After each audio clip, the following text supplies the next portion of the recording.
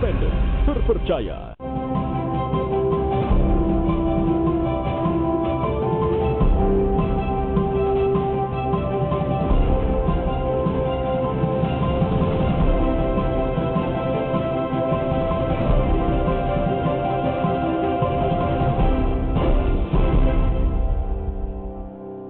Halo, selamat pagi saudara, apa kabar Anda di pagi hari ini? Kami hadir lagi dalam Sapa Sulsel untuk memberikan informasi yang menarik dan perbincangan yang inspiratif tentunya bersama saya Hendra Bakti.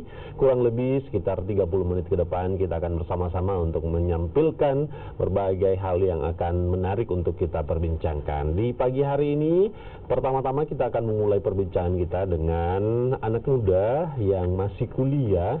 Mereka kuliah mengambil jurusan fakultas atau kuliah di Fakultas Kedokteran Universitas Muhammadiyah Makassar.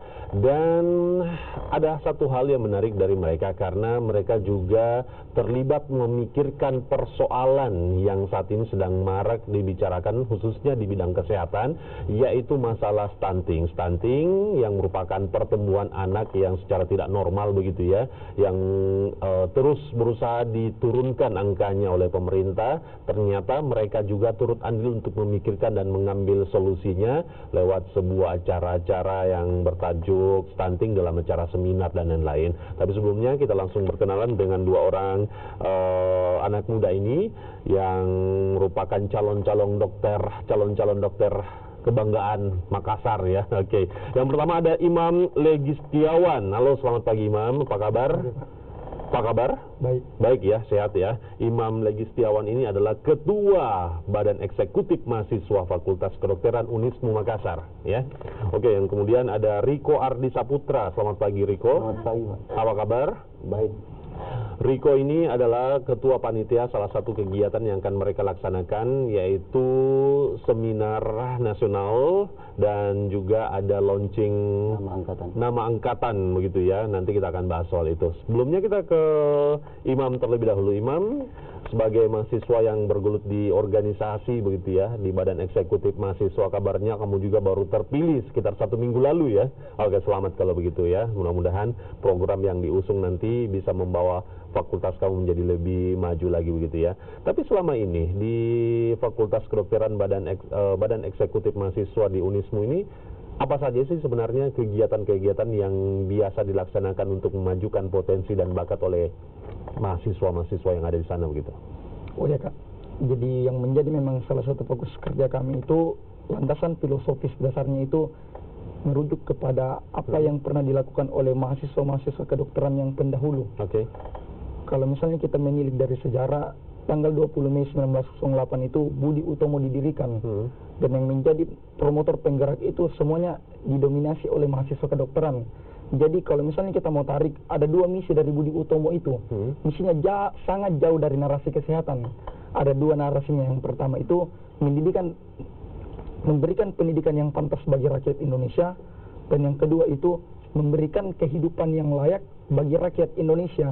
Dan poin yang pertama dan yang kedua ini yang ingin kami wujudkan dalam masyarakat Indonesia atas ketidakmampuan pemerintah sampai saat ini untuk mewujudkan hal itu. Dalam contohnya stunting. Dalam data terakhir tahun 2018 di riset kesehatan dasar mengeluarkan bahwa angka stunting di Indonesia masih sangat jauh dari standar WHO. Dalam artian untuk sekarang ini masih mencapai 23,6%. Sedangkan standar dari WHO itu hanya sebatas 20%. Dan kalau kita pikir masalah yang berkaitan dengan stunting untuk sekarang ini itu sangat miris kedengarannya. Karena buat apa? Ini yang menjadi janji konstitusi yang termaktub dalam pembukaan Undang-Undang Dasar, bahwa 4 dari janji kemerdekaan, 2 diantaranya yang menjadi 2 poin terakhir. Yang pertama memajukan kesejahteraan umum dan mencerdaskan kehidupan bangsa, itu mustahil dilaksanakan jika masalah yang berkaitan dengan stunting ini masih terus berlanjut sampai sekarang. Sekalipun kita tidak bisa pungkiri bahwa apa yang dilakukan pemerintah tiap tahunnya itu terus menurunkan stunting. Oke, baik. Jadi Anda sebagai seorang mahasiswa menyoroti begitu tingginya angka stunting di Indonesia begitu ya. Dan menurut data dari badan yang mengurusi masalah kesehatan dunia begitu, memang ada standar setiap negara berapa standar stunting yang ideal atau maksudnya bisa dikatakan yang di bawah normal begitu, itu berapa sebenarnya? Jadi untuk kalau standar dari WHO itu Kak, untuk ke semua negara itu diselaraskan. Jadi untuk standar stuntingnya ada 20%. 20% dari jumlah balita yang ada begitu ya. Baik, dan Anda melihat itu ternyata di Indonesia masih di atas dari 23% itu ya, begitu ya. Oke, itu masalah stunting tadi. Tadi saya lebih kepada fokus tentang agenda kegiatan-kegiatan yang dilaksanakan oleh Badan Eksekutif Mahasiswa di fakultas Anda itu apa saja sih sebenarnya?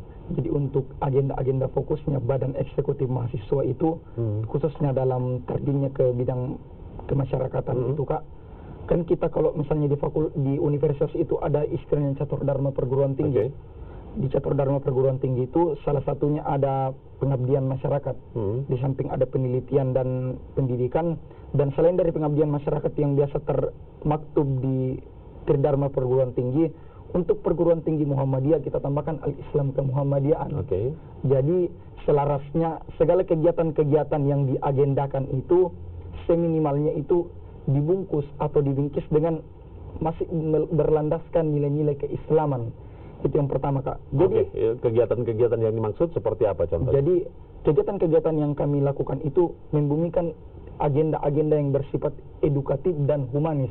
Salah satu contoh yang kami lakukan yang kemarin 1 minggu yang lalu yang di Pangkep itu kami mengadakan bakti sosial dan gerakan edukatif ke anak-anak, terkhususnya anak SD, untuk memperhatikan betapa pentingnya pola hidup bersih dan sehat itu. Ini bagian dari langkah kami untuk melakukan langkah promotif dan preventif dalam bidang kesehatan. Itu juga sebagai salah satu Tridharma perguruan tinggi begitu ya, pengabdian kepada masyarakat begitu. Anda melihat sendiri bagaimana kondisi masyarakat di sana? Apakah memang masih terbiasa dengan pola hidup yang bisa dikatakan jauh dari pola hidup sehat atau bagaimana? Iya Kak, jadi untuk pola hidup masyarakat untuk Indonesia ini sih Kak, kalau menurut saya agak kompleks permasalahannya. Karena kalau mungkin di negara-negara luar, hal yang mereka mungkin soroti itu memang dari kesadaran diri. Tapi kalau kita di Indonesia mungkin ada, saya istilahkan kesadaran kultural semacam itu, yang mungkin yang masih mengkungkung masyarakat. Dalam contohnya hal-hal yang kecil saja, yang kayak persoalan jamban itu kan masih sulit diwujudkan untuk setiap rumah. Dan menurut saya langkah untuk mencegah higienitas tiap warga atau tiap masyarakat, salah satu langkah paling primer untuk kita lakukan itu adalah seminimalnya untuk memperadakan jamban setiap rumah. Dan itu masih sangat langka untuk kita temukan dalam setiap rumah. Dan Anda menemukan itu dan menyebutnya sebagai persoalan persoalan kultural begitu ya. Memang ada kultur di masyarakat kita yang ternyata dari zaman dulu sampai sekarang ini mereka masih menerapkan, dan padahal sebenarnya jika dikaitkan dengan dunia medis dan lain-lain, memang ada sesuatu yang berbenturan begitu ya. Dan tentunya ini adalah tugas kita semua untuk meluruskan hal-hal yang menjadi kultur di masyarakat kita, tapi sebenarnya itu masih jauh dari kata normal begitu dan lain-lain begitu ya. Baik, memang mahasiswa kedokteran ini pasti selalu memikirkan masalah persoalan kesehatan gitu ya. Salah satunya masalah stunting atau bisa dikatakan pertumbuhan anak yang tidak normal begitu ya. Mungkin sebagai panitia, Riko mungkin bisa dijelaskan secara detail sedikit, mungkin sebagai mahasiswa kedokteran mungkin lebih ada penjelasan yang bisa diketahui tentang stunting ini sebenarnya. Mungkin bisa dijelaskan sedikit. Mungkin dengan stunting itu bisa saya jelaskan di mana stunting itu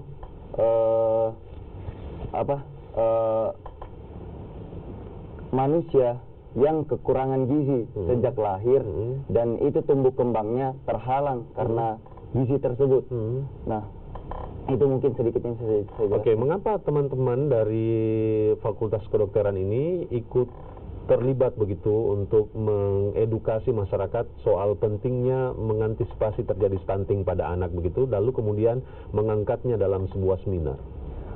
Karena begini, karena menurut saya masyarakat sekarang itu kurang peduli pada gizi-gizi anak. Ada yang hanya memikirkan memikirkan makanan yang tidak sesuai dengan pertumbuhan anak, yang seharusnya dikasih makan nasi, tapi malah diberikan makan bubur begitu. Maksudnya begini, dalam artian yang seharusnya itu diberikan makan buah, tapi malah diberikan makanan dewasa seperti kayak nasi begitu. Jadi sekali lagi stunting merupakan persoalan di mana anak ini tidak mendapatkan gizi yang baik begitu ya, terkait dengan empati dan lain-lain begitu. Ini tentu menjadi perhatian orang tua bahwa anak-anak harus diberikan atau disuplai makanan-makanan yang bergizi untuk kemudian mendukung tumbuh kembang dari sang anak begitu ya. Nah, rencananya kalian ini akan mengadakan sebuah gerakan dalam sebuah seminar yang mengangkat masalah stunting ini, kemudian juga ada launching begitu. Itu latar belakang sebenarnya yang mendasari teman-teman fokus masalah stunting itu apa aja sih sebenarnya? Oh ya Kak, jadi untuk fokus stunting yang kami buat selama ini itu, kenapa harus memilih topik stunting? Seperti yang saya katakan di awal bahwa masalah stunting di Indonesia ini kita lihat juga pada visi misinya Presiden kemarin, bahwa ini yang menjadi titik fokus kerjanya mereka untuk masalah kesehatan, menurunkan angka stunting. Karena saking mirisnya kejadian stunting di Indonesia. Dan mungkin latar belakang kami dari BMFK Unismu itu untuk melakukan semacam seminar itu lagi-lagi untuk membumikan agenda-agenda yang edukatif dan humanitas. Dalam artian yang orientasi gerakannya mungkin masih diorientasikan pada promotif dan preventif dalam bidang kesehatan, dalam artian pencegahan. Hal ini harus kami sadarkan kepada seluruh masyarakat, terkhususnya dalam aspek kulturalnya, seperti yang dibahasakan sama panitia tadi, bahwa banyak tindakan-tindakan kultural yang dilakukan itu yang masih berbenturan dengan aspek-aspek yang dalam artian masih kontras dengan aspek medisnya begitu Kak. Contohnya kayak yang dikatakan sama Riko tadi, semestinya kalau umur 6 bulan kita masih belum bisa berikan mereka makanan yang kategori makanan biasa, harus masih fokus sama ASI ibunya, itu sudah tidak diindahkan sama masyarakat. Dan itu juga harus diedukasi ya, yang masyarakat atau khususnya ibu-ibu yang tidak tahu persoalan itu, dan mereka membutuhkan edukasi yang tentunya peranan dari para mahasiswa dan lain-lain itu juga begitu penting gitu ya. Baik, kita ke fokus soal seminarnya begitu. Kapan akan dilaksanakan seminar ini dan siapa yang kalian undang sebagai pembicara yang tentunya memiliki kompeten untuk memberikan ilmu-ilmu ini kepada peserta seminar? Insya Allah acara kami ini diadakan 29 Desember dan kemungkinan itu yang membawakan materi adalah dosen kami sendiri, yang dimana Dr. Ihsan Jaya yang membawa materi itu tentang pandangan stunting, pandangan stunting ke Muhammadiyaan. Nah, terus mungkin yang selanjutnya itu membawakan materi itu Dr. Huaira yang membawa tumbuh kembang anak. Itu mungkin. Oke, jadi pelaksananya dilaksanakan pada tanggal 29 Desember. Di mana pelaksananya? Di Hotel Max One. Oke, nanti pesertanya siapa aja nanti? Dan apakah terbuka untuk umum? Ada biaya yang harus dikenakan? Mungkin tidak ada biaya yang dikenakan untuk mengikuti seminar, dan targetnya itu mungkin mahasiswa kedokteran dan orang umum, masyarakat umum. Oke, tidak ada biaya yang dipungut ya? Tidak ada biaya yang dipungut. Di Hotel Max One pada tanggal 29. Lalu prosedur bagi yang ingin mengikuti seminar ini bagaimana? Prosedur mungkin bisa langsung menghubungi saja saya atau menghubungi IG Angkatan FK Unismu 18. Oke, sekali lagi Instagramnya? Instagramnya itu FK Unismu 18. FK Unismu 18 ya. Oke, baik. Sebagai Ketua BEM, selain kegiatan-kegiatan yang berbau seminar, apa saja sih yang kemudian tema-tema lain yang pernah kalian bahas selain stunting? Jadi Kak, untuk menyelesaikan persoalan kesehatan di Indonesia itu Badan Eksekutif Mahasiswa juga langsung terjun ke masyarakat, dalam artian kita punya gerakan bukan hanya gerakan seremonial saja. Jadi ada salah satu program kerja unggulan yang dilaksanakan oleh Badan Eksekutif Mahasiswa sebelumnya itu, dan insya Allah akan saya lanjutkan di periode saya juga, itu nama program kerjanya desa binaan. Jadi hal yang Membina sebuah desa begitu. fokus kerjanya kah hanya satu desa. Satu Jadi desa. hanya dalam satu desa. Kalau desa kemarin itu di daerah Goa, nama desanya Sokolia. Jadi di situ memang kita buat semacam MOU, acuan-acuan keberhasilan kita dalam satu desa itu. Jadi salah satu agenda atau nama kegiatan yang kami buat di situ adalah Rumah Keluarga Sehat. Apa itu? Jadi setiap volunteer atau setiap panitia kita sebar ke seluruh rumah-rumah untuk melakukan pendataan terhadap masalah kesehatan di setiap keluarga. Oke. Setelah itu kami setelah melakukan pendataan, langkah selanjutnya yang akan kami lakukan itu adalah mencari kira-kira penyakit apa yang paling terbesar yang menderita warga di sana. Ya, lalu kemudian setelah mengetahui itu ada solusi yang diberikan? Ya, kami juga melakukan langkah kuratif, Kak. Di samping langkah promotif dan preventif tadi atau pencegahan, kami juga mengadakan pemeriksaan kesehatan gratis. Oke, baik. Sungguh program yang baik ya, membina satu desa dan fokus pada satu desa. Dan saya sarankan aja ketika personil atau volunteernya udah banyak, langkah baiknya lagi kemudian menyasar desa-desa lain, karena tidak hanya satu desa yang membutuhkan pertolongan dan bantuan serta pemberian edukasi di kalangan masyarakat kita. Di Sulawesi Selatan masih ada beberapa desa yang tentunya mereka butuh perhatian begitu ya. Saya persilakan Ketua Panitia untuk mengajak orang lain, umum maupun mahasiswa kedokteran untuk mengikuti seminar. Silakan. Jadi mungkin teman-teman atau mahasiswa kedokteran seperjuangan saya bisa membantu juga menyukseskan acara saya di tanggal 29 Desember nanti, karena ini menyangkut paut juga tentang masalah stunting, dan mungkin untuk menyukseskan itu teman-teman mahasiswa Fakultas Kedokteran dan Masyarakat Umum bisa bergabung di seminar saya pada tanggal 29 Desember nanti. Seminar Fakultas Kedokteran ya, bukan seminar pribadi ya. Oke, terima kasih sudah hadir di studio Kompas TV Makassar. Ada Imam dan juga Riko. Semoga sukses acaranya ya. Salam buat teman-teman mahasiswa yang lain. Terima kasih sudah menyaksikan Sapa Sulsel, dan tentunya saya berharap semoga kegiatan Anda di hari ini berjalan dengan lancar dan berakhir dengan sukses. Hendra Bakti pamit. Selamat pagi.